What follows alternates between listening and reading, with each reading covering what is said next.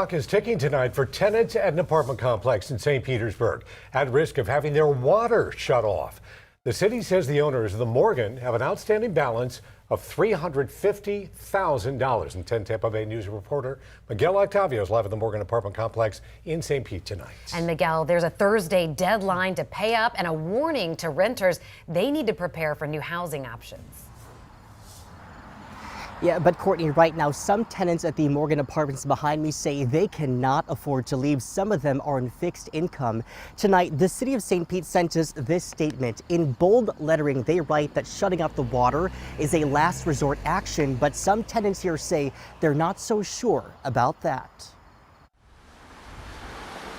It's definitely concerning. Tenants at the Morgan Apartments in St. Pete worry life without running water could come any day now. They need to pay or, they're going to have a problem on their hands. Lindsay and her daughter Haley, who only want to be identified by their first name, say they don't know what they'll do if the tap runs dry.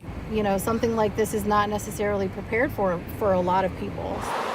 The city says Dallas-based Lauren Real Estate Holdings still owes $350,000 for the water bill at the Morgan Apartments.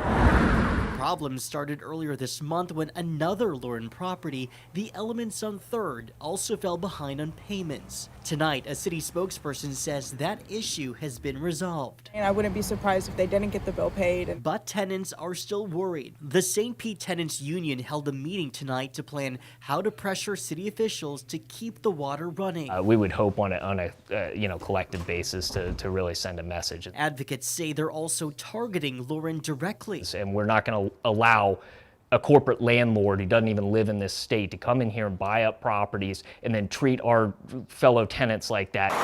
St. Pete officials insist a shutoff is a last resort, but tenants here aren't convinced and say they cannot afford to leave. We're definitely going to start looking into it and, saving up the money to try to get somewhere better.